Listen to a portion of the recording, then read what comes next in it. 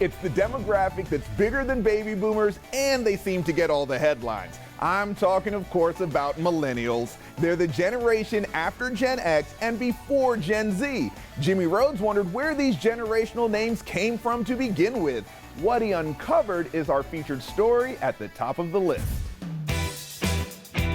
In the old days, you were a child, then an adult, then old, then dead. But now we're all branded by our generation's name. It's just really convenient. Gene Twang is the author of iGen. We could talk about 20-somethings, but 10 years from now, then they're going to be 30-somethings. So for people who study this stuff, it made sense to give each group a name that would follow them through the life cycle. Naming generations began with baby boomers. They're named after the high birth rate after World War II. Because the GIs came home and got busy. After 4 years on a sub, this kiss resulted in triplets. Supposedly, researchers at the Census Bureau coined some internal jargon for the population surge. Well, that's the story, that demographers noticed this big uptick in the birth rate, called it the baby boom, and then that stuck. Joining a pantheon of government jargon that crossed into common parlance, like FUBAR and hanging Chad. So the name baby boomer kind of happened by accident. So did Gen X. Generation X really comes from that 1991 novel by Douglas Copeland.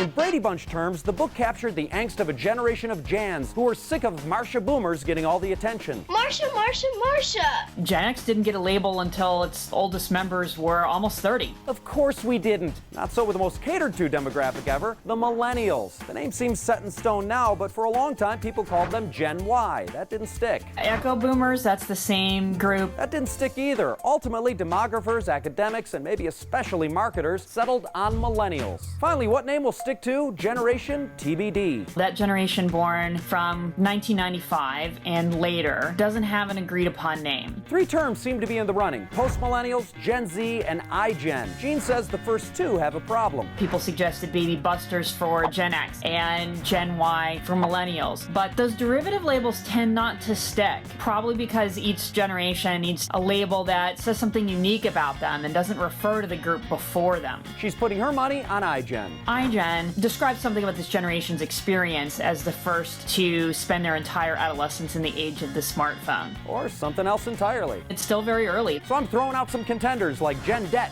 or Terrence, just because I like the name Terrence. Name of the generations is at the top of the list.